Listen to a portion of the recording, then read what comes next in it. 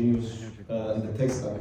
Before we get started, I would like you to excuse my sore throat. And the first key takeaway for today is don't do karaoke the last night before your talk because it doesn't work, obviously. We had our company's party last night, and yeah. A few words about me. My background is in software engineering, and I've had exposure to AI and data science during my master's degree. And during my professional career, I've worked on scaling e-commerce platform, and currently I'm hopefully helping Jinius to put its touch on the Cypriot digital economy. What we will cover is what's Jinius today as a product, how we all started back in 2021, an overview of the architecture and some of the architectural patterns, and most importantly, some of the lessons that we learned and some key takeaways that I personally have. So, without further ado, what's Jinius? Jinius is essentially a business and lifestyle platform, and it comprises of two pillars. The first one is the B2B,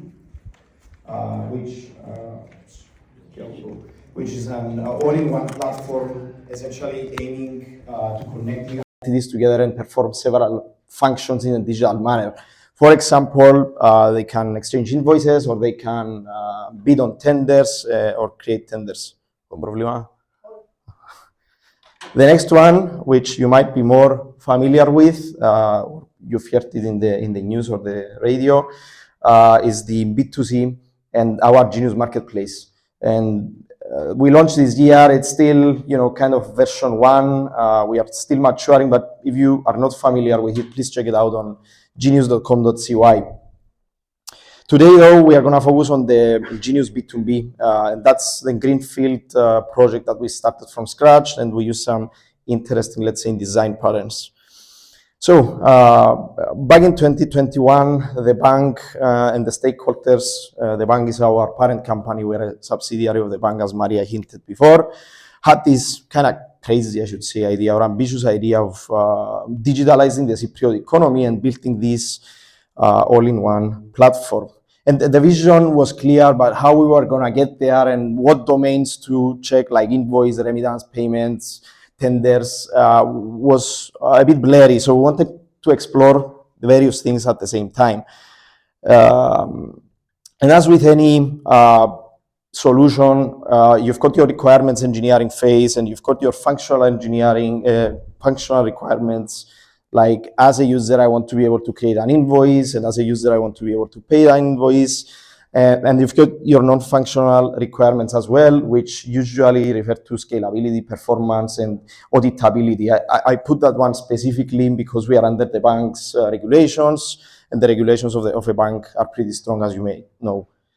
And there's a last kind of category that captures a few things that the rest of the above two don't, and usually shape how a company might run, or how you would scale and how you would do your recruitment. And I call this governance or process requirements, and that's where I would fit the fact that we wanted to do this kind of exploration phase and explore various domains at the same time. Hence, we wanted to fail fast if things don't work. Hence, we decided to work in an agile manner. Or the other aspect of recruitment, back in the day where we were recruiting, we decided to use cutting-edge technologies in order to attract top talent. So, putting everything together, putting the three categories together, the development team sat down and decided to use some design patterns and architectural patterns that we will see now. The first one is microservices, and I'm pretty sure you are all familiar with the concept of microservices. It's an architectural style that structures your application as a collection of multiple services. And this is all great, and you can add new features and domains without impacting the existing system. So if you've got multiple teams, they can work each on a domain, and they can become subject matter experts, and without impacting the rest of the system. And you can independently scale specific domains from a performance point of view. So if your remittance service has way too much traffic, but your invoice does not, then you can scale one but not the other. And yeah, as I mentioned before, you've got a nice logical separation of domains, and the teams can have autonomy on those domains. And microservices usually comes up as a superior to the usual monolith pattern, but I'd argue that's not always the case. Moving on, we decided to use event sourcing, and event sourcing is an architectural design pattern that essentially changes that occur in a domain. Your invoice, for example, are immutably stored as events in an append-only log. And you can see an example there at the top table where you've got an invoice representation as a number of events, as 13 events. You can see your invoice created event, your invoice approved event, etc. Compared to the usual CRUD-based model, which you can see at the bottom, where you always keep the last up-to-date snapshot of your invoice. And the idea of this, it gives you audit logs by nature, so you don't lose data. You've got persistent history. In the code, what you can do is when you go and fetch that specific invoice with 13 events, you do replay all those events and you create what's called an aggregate of that. And it's pretty cool because you can do certain things on runtime. And even when you are deleting an invoice, you append an event, an invoice deleted event, and you always have the data in your database.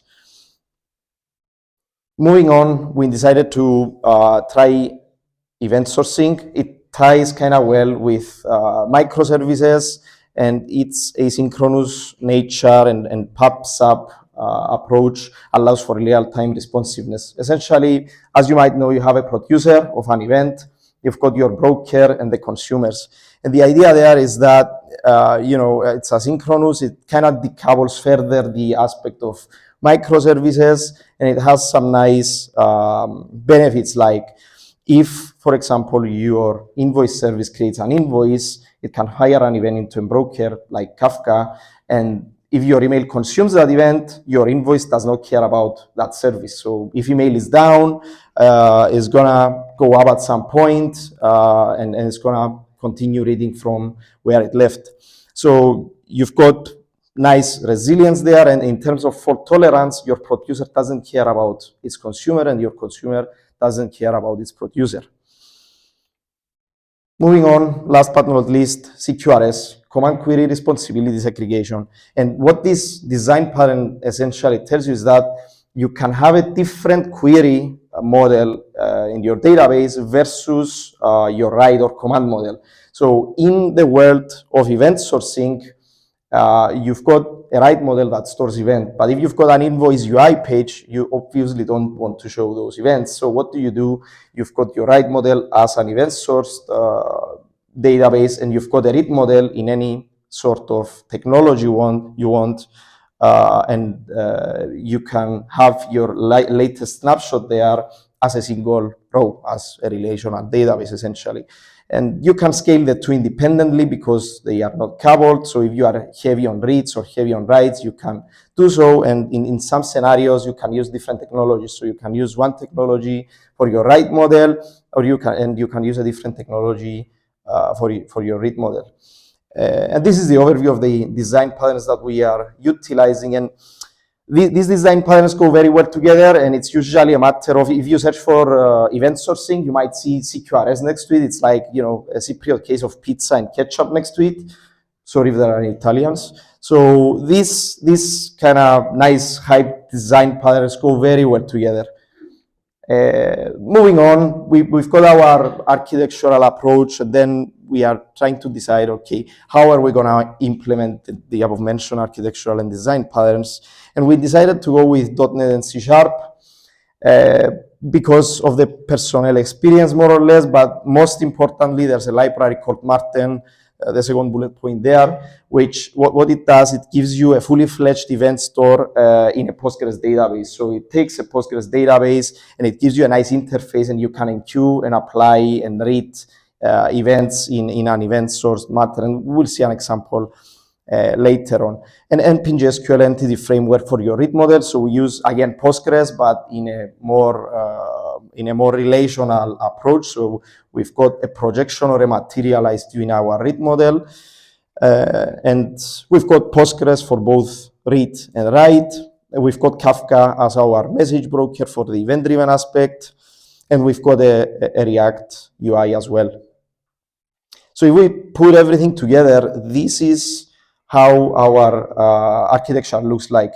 We'll utilize another pattern called backend for frontend, and that's just to optimize the backend for different clients, essentially. So you've got the UI or your web application, which is using gRPC, and we expose APIs as well. So that's RESTful for companies to integrate through APIs instead of using our UI.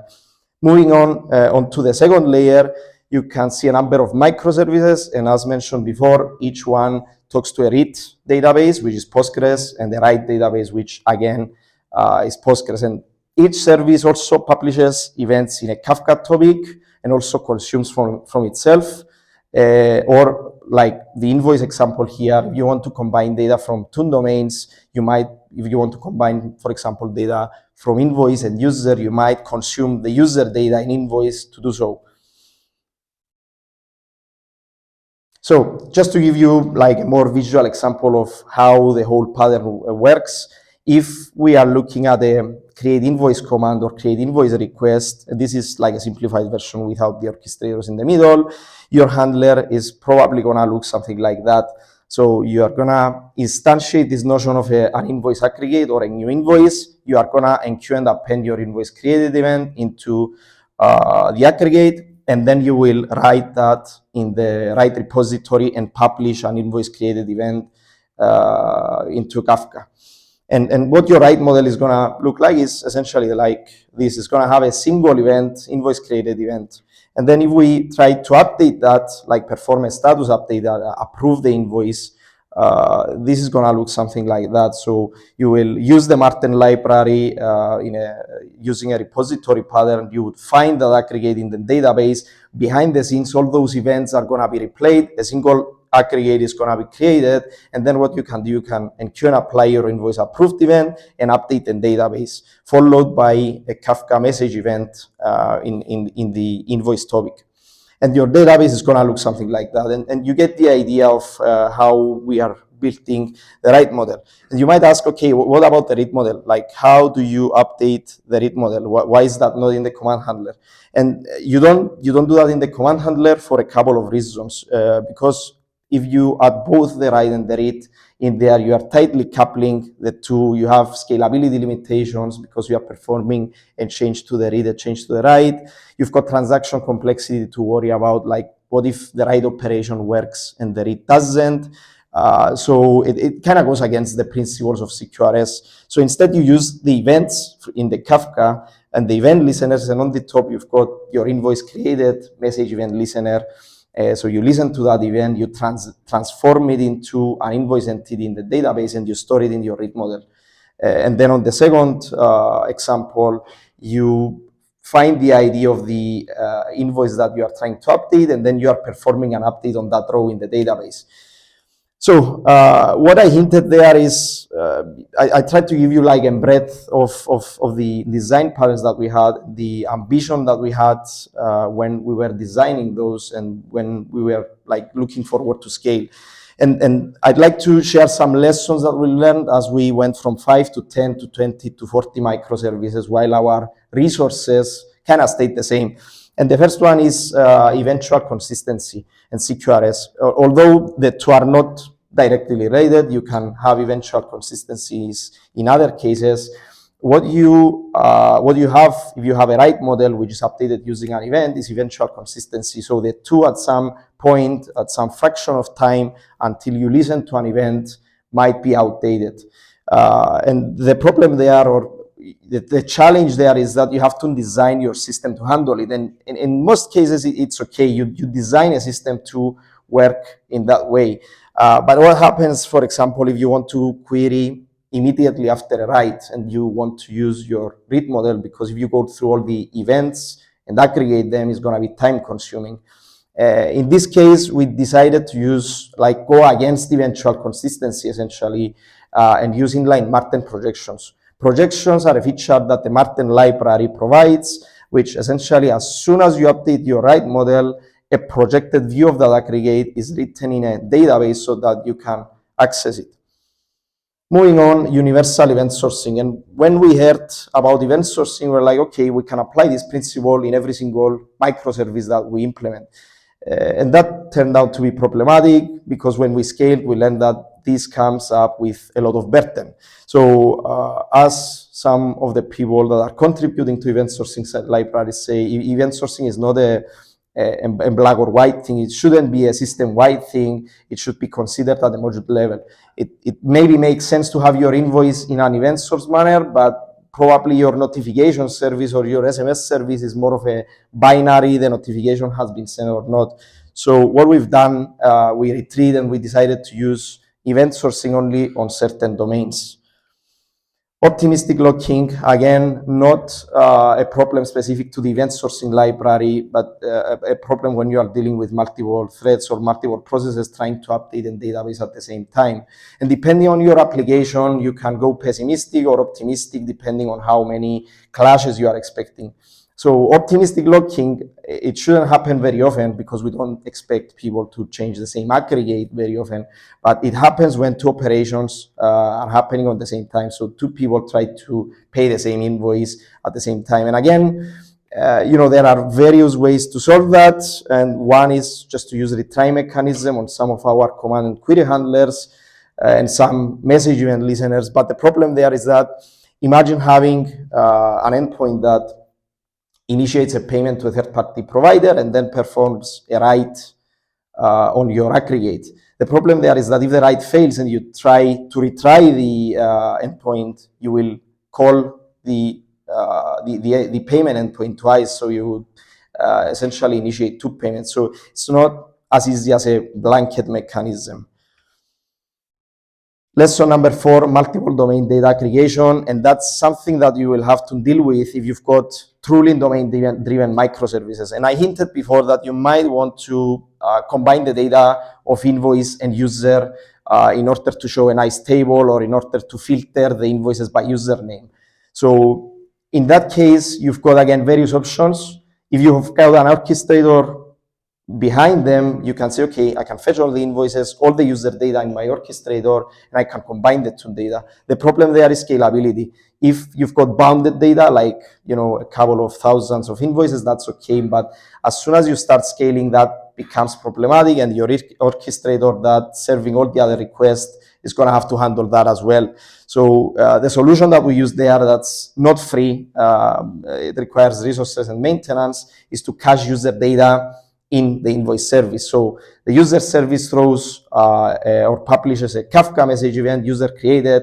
You have to consume that and build like a database or a cache there essentially to store that data. But you have to maintain it. You have to worry about user not having additional message events. Otherwise, you have to consume them in order to stay up to date. Lesson number 5, maintaining multiple microservices. And when you start, as I said before, with 2 or 3 microservices, everything looks good. But in the banking world, even the slightest vulnerability upsets security. So we have to almost update everything that comes out, even low vulnerabilities that don't necessarily affect business. And when you have a pull request process and you have to do it in 40 microservices like OpenAPR, have someone to review it, it becomes your day-to-day work. And again, there are solutions to that. You can use tools like Renovate, which essentially open pull requests for you automatically, and even merge them. You can configure them to merge them if they are patch or minor versions. But Renovate is not free. So again, you need configurations and you need money to pay for it. And lesson number 6, this is my last one. I can keep going for hours, but this is my last one, I promise. Deployment orchestration. When you have truly decoupled microservices, you are supposed to deploy them without having an orchestrated manner. So if 2 services have a contract and you break that contract because you want to make a change, then you deploy them, you might have a problem if one goes first and the other goes later on. So what you can do in that case is to be backwards compatible. So like take steps in order to implement the new endpoint so that you're not going to harm the user experience or use feature flags. Again, those are nice patterns, but when you are a kind of startup and you're trying to prove your MVP, all those things add up. So, closing the loop, the journey of Jinius taught us that modern patterns often come with complexities that are easy to overlook at the beginning, and unless you don't get your hands dirty. And these are some of the key takeaways that I learned and I want to share with you during that time. First one is selective adaptation. Not every system needs a fancy design pattern such as event sourcing and CQRS. Use them wisely where they genuinely add value. Start pragmatically. If you want to experiment on something that you are not familiar with, start small, start on something small, start on a service that's not in your critical path, and then you can always iterate. Avoid the hype. As one said, don't do CV-driven development, like focus on your needs and not on the recruitment goals. Assess the complexity, like try to read the small letters essentially of the problems that, or of the downsides that these design patterns have, and try to see yourself in 5 or 3 or 2 years. And most importantly, stay business focused sharp. Prioritize delivering value over architectural perfection. This is me. Thank you very much. If you've got any questions.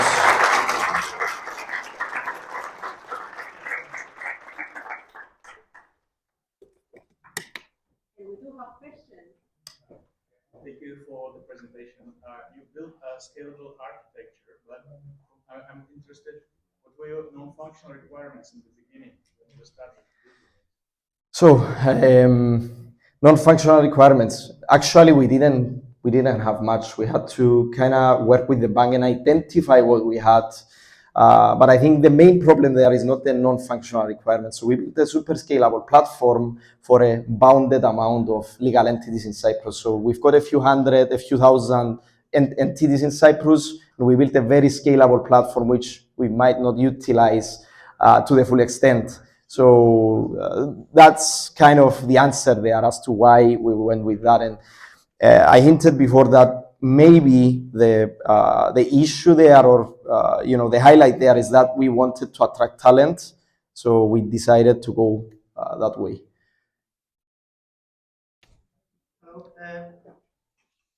I was not thought about using modules.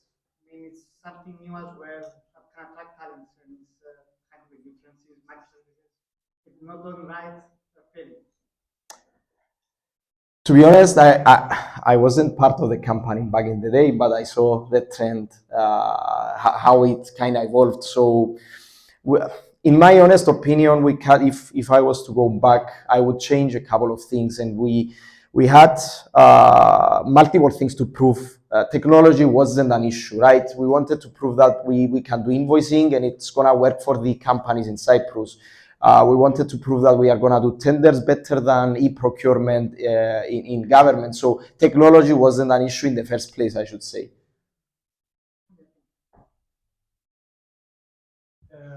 So on the platform, who is responsible for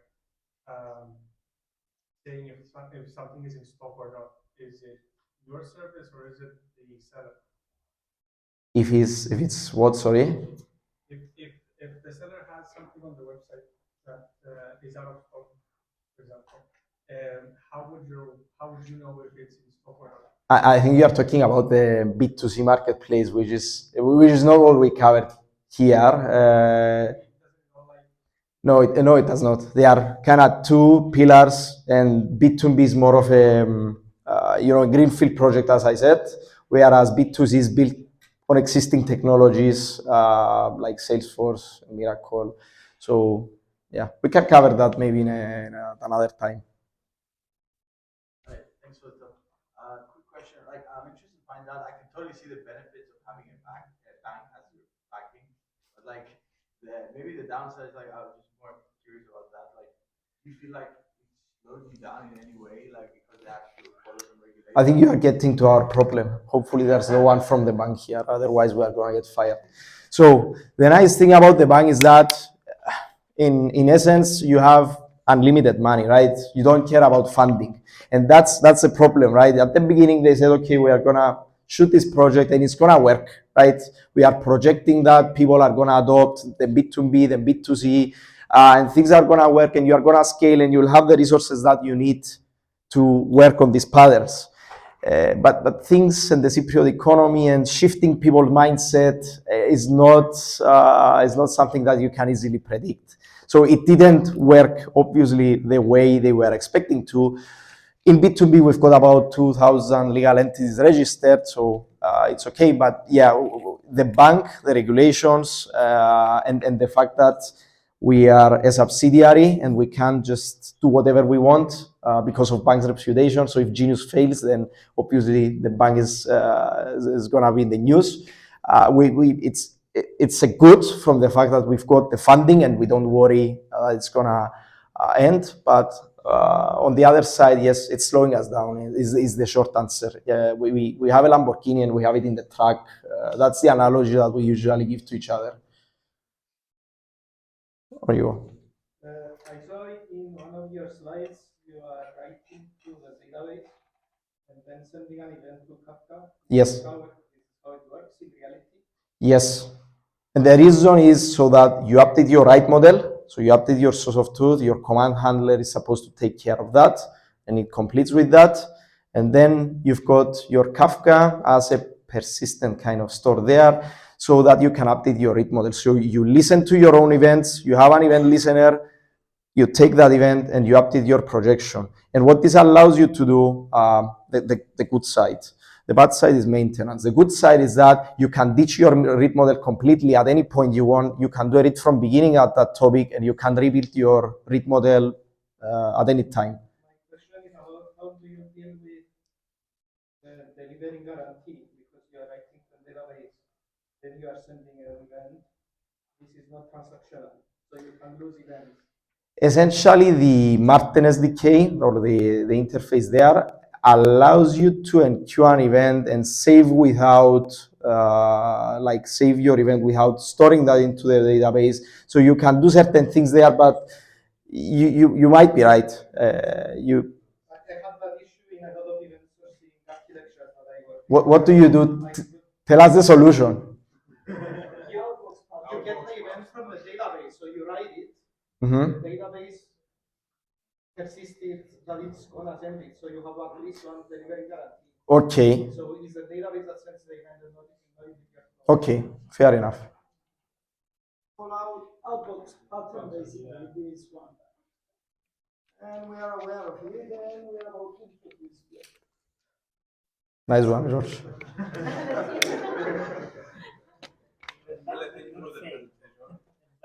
The bank will not fail. Maybe. My question is, for the integration layer, you have a standard format that merchants connect? Yes. I'm not so much focused on product, but I can answer a few questions. The idea there is that we try to build an integration that's going to work with existing ERP vendors, so that businesses in Cyprus are using a number of vendors like ERP systems, and we try to kind of work with the vendors there and get some sort of a standard. That's the short answer. I can redirect you to a product or a business manager, and they can tell you more about it if you are interested. Oh.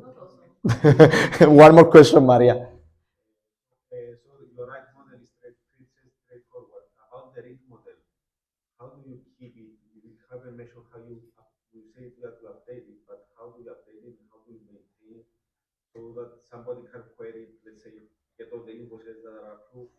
Yes. So I think I kind of showed it, but maybe I didn't give a good visualization. You've got your Kafka message event listeners, essentially. So you do your write in the database. You've got your write model updated, and then you publish a Kafka message event. That event, you hear it back in the same service, and in that event listener handler, you are going to update your read model. You are just going to insert in the database or perform an update into an existing row. How is your read model? It's a relational database. It's a Postgres relational database. Yes, you convert it to an entity, to an invoice entity, and you have the final status there, essentially. But you can do many things. You can even have it in memory if you want. It's up to you. But this is the standard that we use. You said you're using gRPC, right?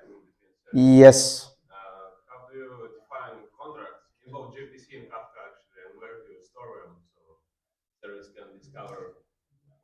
I think so. We use protocol buffers, right?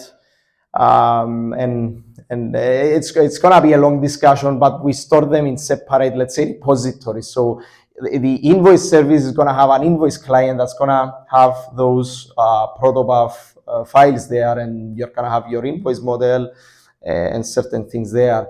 And in terms of Kafka, you just serialize them. So the same kind of domain, you serialize them to JSON and you put them in Kafka. But feel free to. How the consumer knows what is the structure?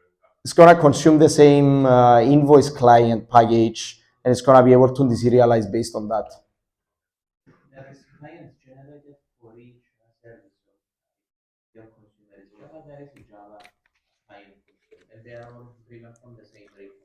So different clients depending on the service. So Jinius engineers there, ask them whatever. Okay, guys, I think we should move to our next talk. If last question. Thank you for talk. Thank you for listening. About retry. My question is how you make retries and what retries when some system doesn't work. So and how you retry and what about idempotency? How it's keeping and how it works. that's a problem that we have, right? But in the case of like consuming a message event from Kafka and trying to update the read model, if that fails, we can retry it. And usually what we do, so the retry mechanism there, we capture the optimistic locking error essentially. We capture it, we know it's an optimistic locking, and then the library that we have or the wrapper around the consumer would capture that and would retry 2 or 3 times. What we are trying to do there is our function to be kind of idempotent. So if you've already wrote it in the database, then you're just gonna pass through it. So it's gonna say, this row is already, this invoice is already approved, for example. So again, that's not straightforward in all cases, but this is what we do with event listeners, for example. If you have more questions, by the way, just ping me or ping. Angelos to the networking session, so you can ask him wherever you want. Thank you very much.